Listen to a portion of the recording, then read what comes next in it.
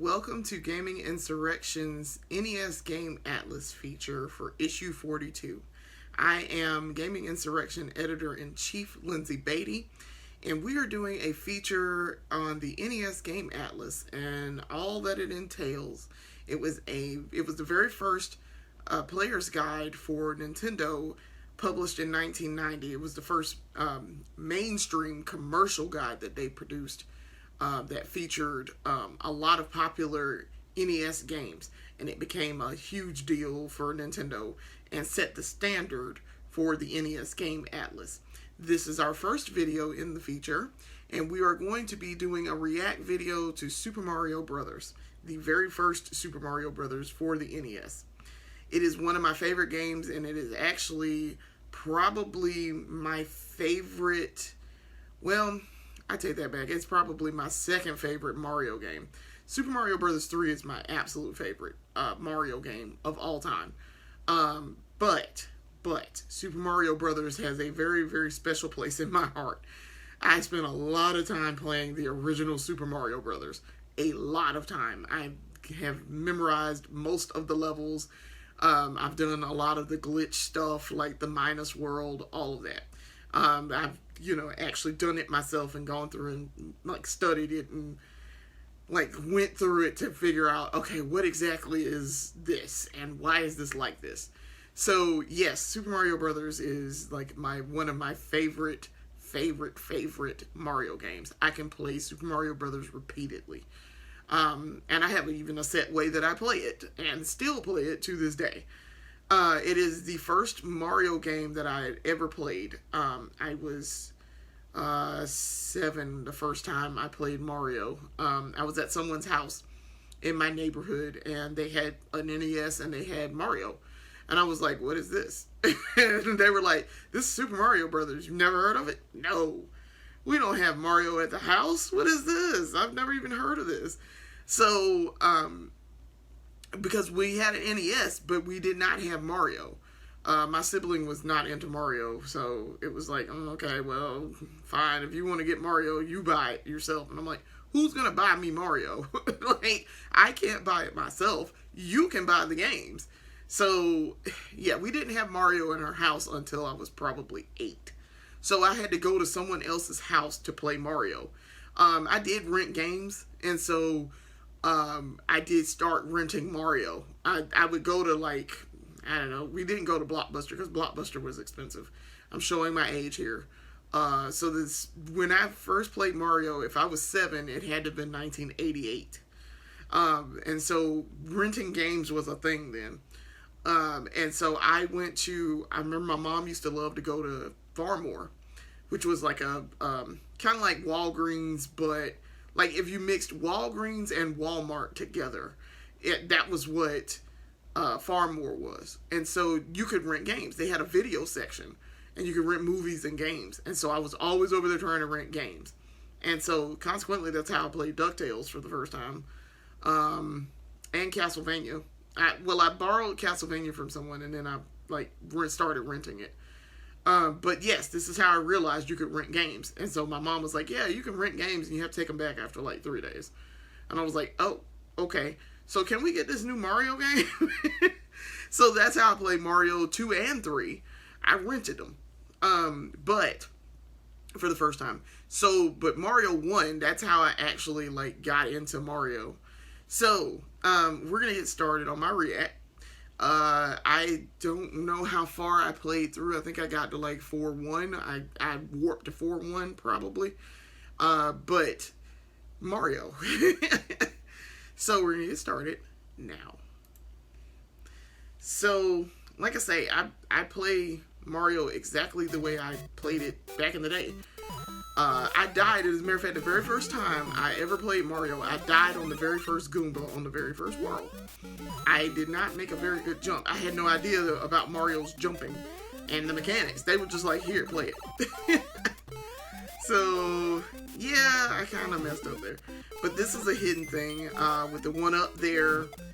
On 4, there's always a hidden one up on levels ending in 1.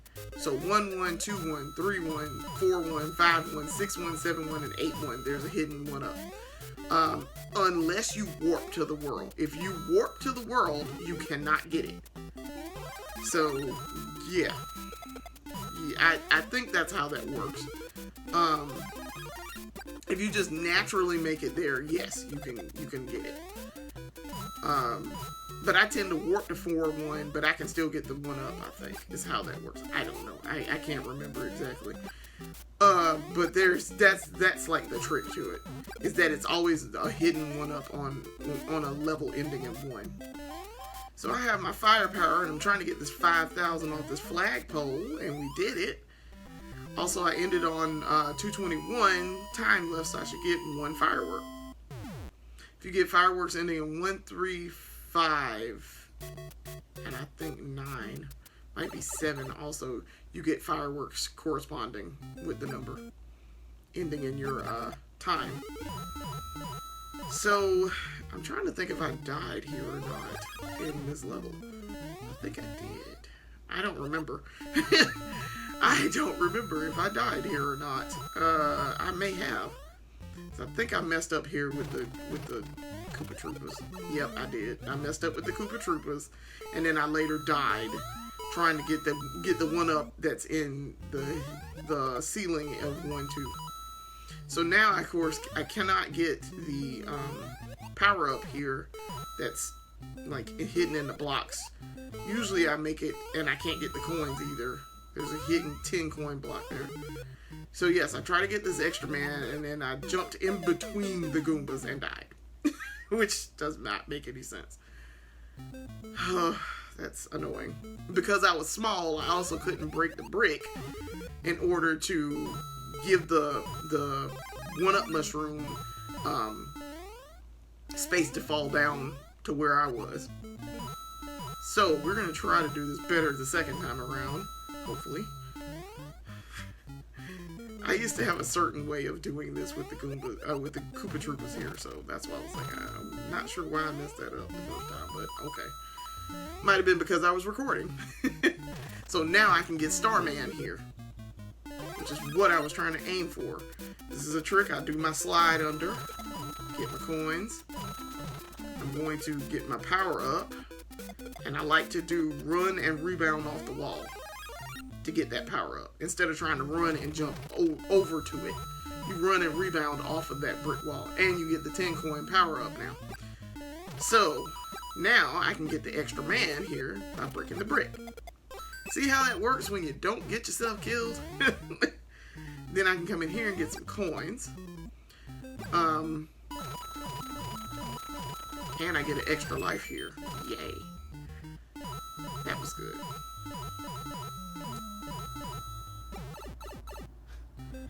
So then we're coming out of this tunnel. This deer pipe. Deer pipe.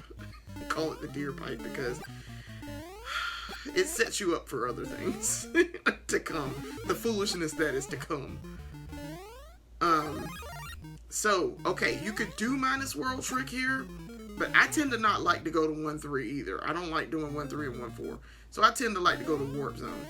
And I always warp to 3 or 4. I have done 2 sometimes, but yeah.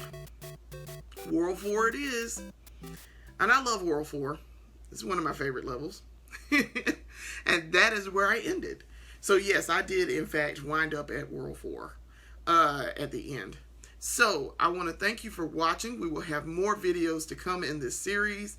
We are covering all 18 games, and we are excited about covering these games and talking about the games of our childhood and how important these games were in shaping us as people and as gamers, and what they meant to us. So we would like for you to come back and finish watching our series, and we also want to thank you for supporting us and keeping up with us.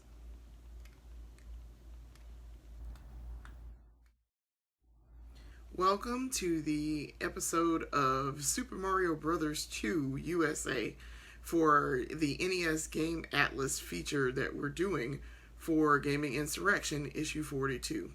I am Gaming Insurrection Editor-in-Chief Lyndsey Beatty, and I am going to do a react video for Super Mario Bros. 2 USA, where I run through a bit of gameplay and give, hints and talk about fun facts about the game, since it was featured in the NES Game Atlas, which was published in 1990. It is one of my favorite Mario games, actually. It's weird enough and it's cool enough that it fits into that Mario mythology, but it's kind of weird at the same time. But it's actually one of my favorites because Mario. And it introduced the concept of having multiple characters that you could play. So it became one of my favorites over the years once I understood the bigger picture about Mario. So we're going to get started. So Mario 2, yeah. US Mario 2, yeah. It was weird. So I love Toad. Toad is one of my favorite characters. So, yeah, I love Toad. And Toad has the fastest pickup speed. That's why you can see instant pickup. I think it's like Toad, Peach, Luigi, Mario.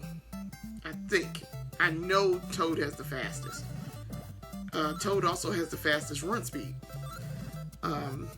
So I play Mario 2 exactly the same way that I have always played it. Even as an adult, I still play it exactly the same way. So I'm going up this vine. Okay, so this is when you start learning about subspace. And the guide talks about it extensively, but you get in here and you get your mushrooms. This is how you get extra lives and things. And you have to go in there, you have to go into subspace in the right space. Because if you don't go in the right space, you're not going to get the mushroom. Or coins, for that matter. And you can only get coins, I think, twice. There's going to be 2 instances, like that first one where I got the coins. I was trying to do this for maximum effect here. That's why I was waiting with the PAL button. But, yeah, it's very detailed about the mechanics dealing with how you get lives, how you get power-ups, that sort of thing. And the coins play a role because they are how you get the bonus game chances. So you could conceivably get on a stage where like there's a bunch, and if you time it right, you can get it. You also are picking up vegetables, so the boss of this game is warped, which is weird. Oh, you get cherries to get Starman. I didn't get the bomb, I don't think. You kill 5 enemies. You get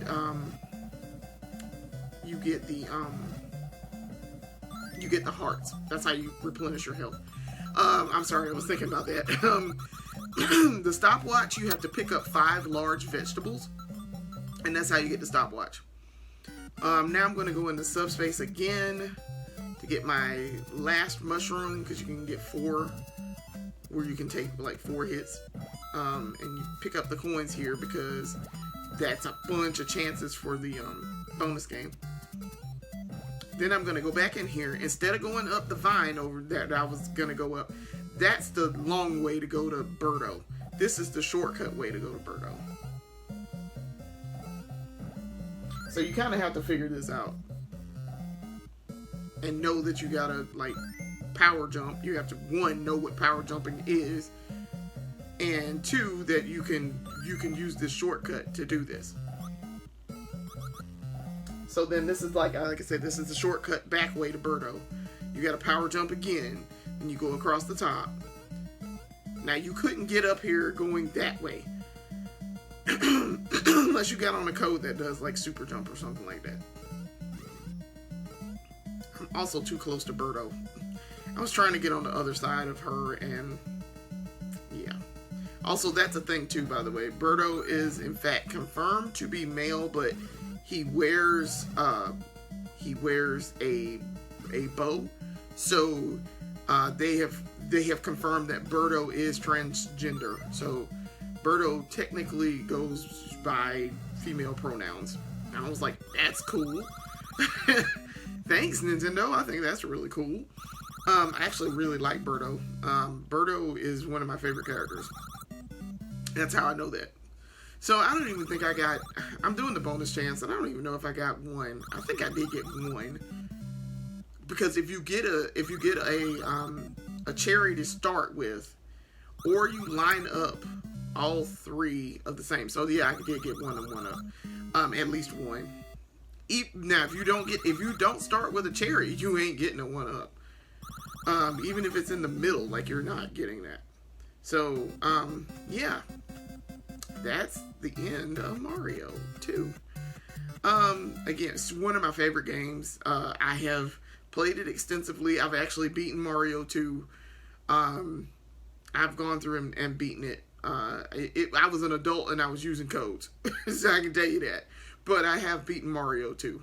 I didn't actually use the NES version. I used the Super Mario All-Stars version on Super NES to beat Mario 2, because it has the save feature. So I was like, ooh, I can just pick up where I left off at, which was great. So you don't have to start over every time like you do with the NES game, because there's no battery backup for it. So, and no save feature. So thanks for watching. I had fun playing Mario 2. We will be back with more videos.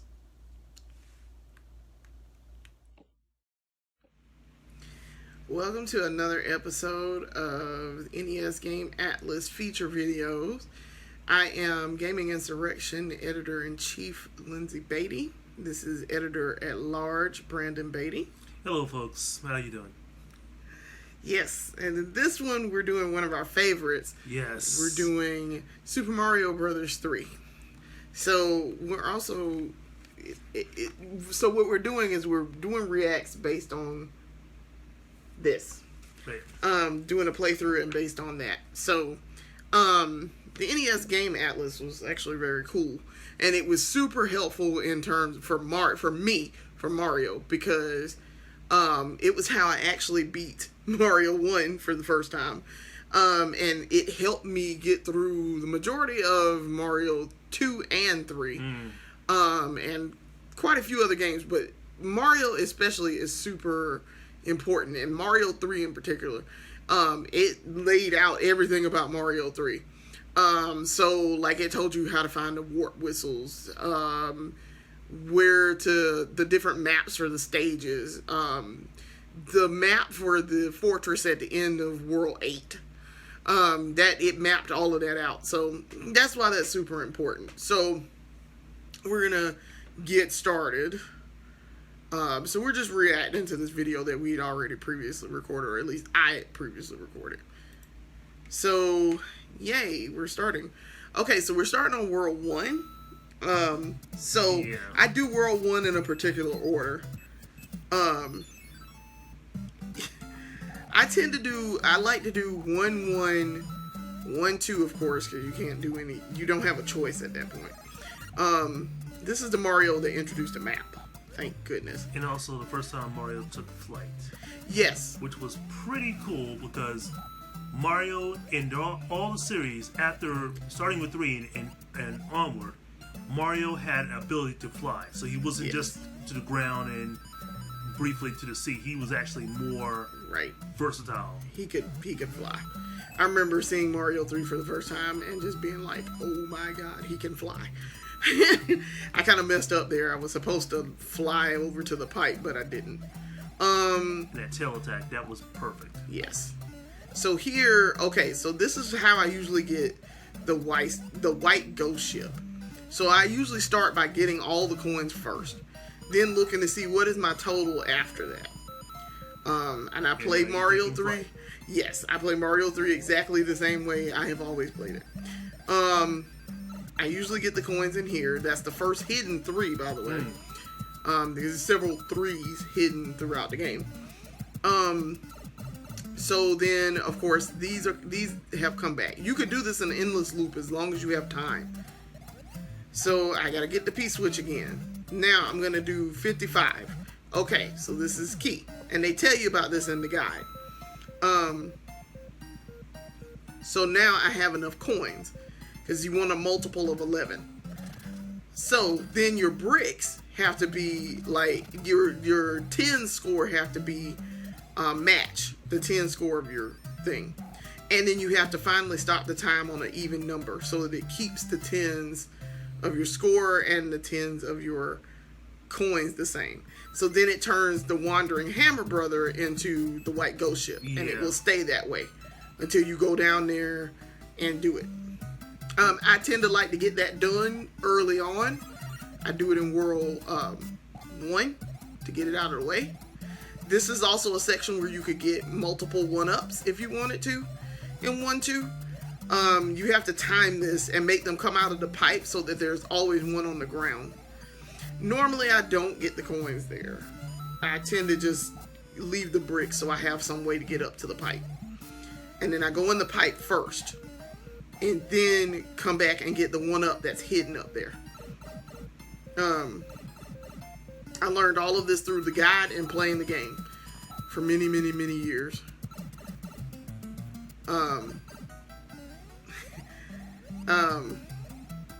Cause see, there's a hidden 1-up at the top.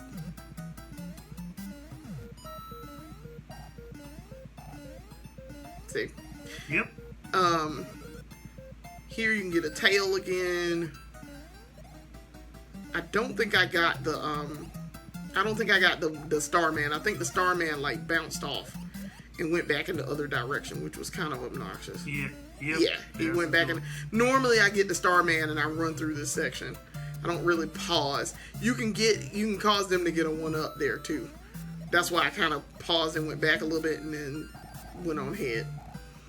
In some cases, if you read in the manual that in order to get a Starman every time, you basically had to run at a 45-degree angle. Yes, you have to hit it at a certain angle. Much easier to get it that way. I lost my tail. I timed it wrong. But yes, I wasn't trying to lose my tail there. But I can get another one right here. So, yeah, I usually, sometimes I go to coin heaven. It really just depends.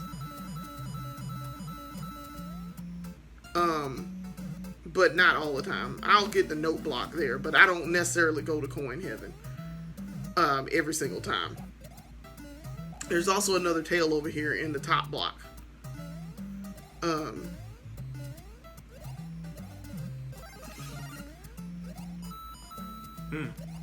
Yeah. With the tail. Yeah. And I lost my tail fooling with the whatchamacallit. I was trying to get the warp whistle here. This was weird. Yeah. This is a weird sequence. I was trying to go get the warp whistle. But then the falling then that Goomba, the Paragoomba, like I missed him there. And then he like came back and it was weird. Like he fell back down on top of me as I was standing there waiting to go duck the 3 seconds to hit the white block. So I was just like, screw it, I'm going. I'm getting out of Dodge. I don't need the warp whistle right now. Yeah. So I did get all 3 stars, which was pretty cool. And I got a 5-up. Yep. So my score is like 49,290. So in order to get the in-spade card flip game, you got to get 80,000. So I'm not quite there yet. And we always pick middle box. Also, this was a thing we didn't know for a long time, that you could go over there and make Toad turn around. In an early version of the game, you could be able to see what was in the boxes before you picked it. But we always got into the habit of picking the middle box. Oh yeah, and this is bringing up one of my favorites, the picture matching game. I did not like the picture game. Yeah, you get to time it though. It's easier to time it in the Super NES remakes. Much easier. I was like, ooh, let me get me a tail. Because I like to come in here with the tail. I'm probably not going to fight Boom Boom. I don't think I fought Boom Boom here. Yeah, I think I skipped it. I decided it right then. I was like, nah, I'm going to skip that. After I found out there was a warp whistle up here, I said, let me just... Ooh, we didn't think we was going to make that fly clearance there. I didn't. But you can always get your room here. That is also a tail there, too. Yeah. And then I got my first warp missile. Yay! So we're gonna do a classic focus on Mario 3 at some point, and I've been recreating the maps. This is an automatic slide too. That was 1-5. Cool. Notice up at the top that I have skipped 1-4. I never do 1-4. I hate 1-4. And that was like this whole stage that was moving, like it's your first forced horizontal scroll. Yeah. And I hate doing it. And that bugged me as well, because it was like, okay, you'll start knowing that you're gonna fall off. Like, you're a higher up level. Yeah. And you trying to figure out, okay, which one's ground, which one's stable, which one was okay. While if I land on this platform, will I fall with it, or when do I need to jump? That was a headache. Yes. And I always get my points anyway. I don't need 1-4 to get the points that I need. To get. Yeah, he died. That Koopa died. The Koopa Trooper died. Yeah. I tend to play this exactly the way I taught myself how to play it many years ago. I'm old, so yes. When I got Mario 3, I was 9. I got it for my 9th birthday. Got it. At least I would say 12. Yeah. I got Mario. There's coins hidden up there, by the way. You can fly. If you have a P-Wing on, you can fly up there. There's extra coins that you can't see. Yeah, this stage was crazy because... Yeah, this is kind of weird. Yeah. It's a little weird. And a wing was a lifesaver right here. Yeah, I remember just dropping on that Koopa. It's like, adios. Yeah. Enjoy that nice little fall. See, I got 78,000. Okay, so White Coin Ship is going to give me my 80,000. Yeah. Almost immediately. Now with this, I can handle the horizontal moving. Yeah. To a certain degree. There's a certain way you got to do this though. And in the book, it tells you that there is the equivalent of 1.5 1-ups on here. It's 168 coins plus 1 actual 1-up that most people skip because they don't know that it's there. Yeah. But yeah, I remember reading that. I've read that so many times. I remember the number. It's 168 coins. So you're already probably going to get another. You're probably going to get about two 1-ups in here if you get that. So here's where the hidden 1-up is, and that's why it's flashing. Is because it's hidden. Then Boomerang Brothers. I hated them. I hated fighting them. Surprise! Boom. Yeah. Which that star helped. Yeah. Okay, so now I have N Spade because I have 87,000. Yeah. This, you can tell which version this is too. See if they match. You can only miss twice. The original said miss twice and you're out. And your was misspelled without the apostrophe. Yep. So there's always going to be a match of mushroom, fire flower, star. And the bottom row, I know, that's why I didn't go down there and go to the corner. But that's a star up there. And at the bottom row. So the book also gives you the patterns. There's 8 separate patterns for this. There's the 20. Yeah, but at least you got some items. Yeah, but yeah, the book tells you what the 8 different patterns are. And if you can figure out, you can pick one and kind of narrow it down because there's going to be 2 that are kind of the same. So there's really 4 different patterns. But there's 2 of each. So, Super NES, fun fact, they changed the order of, and the animals, the different animals that the kings were turned into. And Mario taking that savage boarding trip. He's on that first airship, Doom ship. Yes. I used to, and this is fun.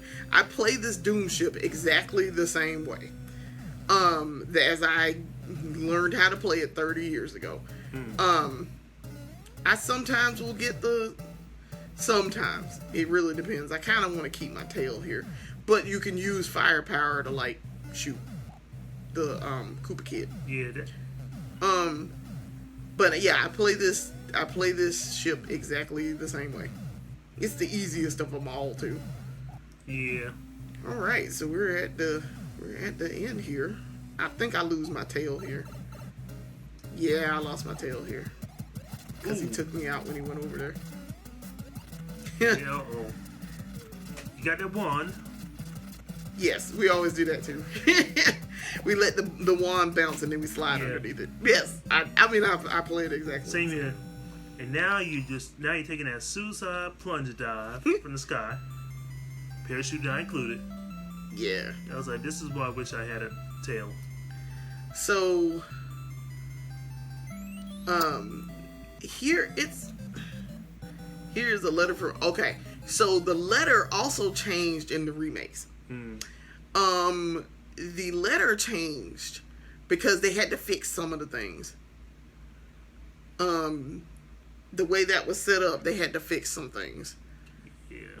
So, all right, we have finished Mario 3. Mario 3, the game that changed everything for Mario. Yes, it did. Now, if you've seen it from Super Mario 64 to Sunshine, they still try to go back to the way Mario 3 is set up. That's like the pinnacle of 2D Mario, to be quite honest.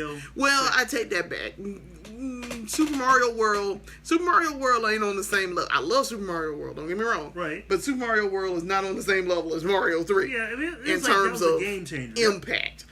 I mean, it is one of my favorite Mario games, but Mario 3, just in terms of impact, was more impactful. The different types of suits. Right. Then they carried it into the new Super Mario Brothers with a cat suit with the right, and all of that's where they got the idea for the suits from. So yeah, but Mario 3 is one of my favorite games ever. Like, I could sit down and play Mario 3 every day and be fine. Yeah. I did for a long time. I literally played Mario 3 every day. This is the perfect game for rainy day afternoon. Yes, that's true. Yeah, and I played it a lot. I spent a lot of time playing Mario 3. I have the first 5 worlds memorized. I stop, usually whenever I play, I get to World 5 and I go up World 5 Tower and then I stop. Yeah. Because after that, the difficulty just jumps through the roof. And I'm like, okay, we don't really want to do that. Soundtrack was phenomenal. Mario looked great. For 2D Mario and the third game for Mario looked great.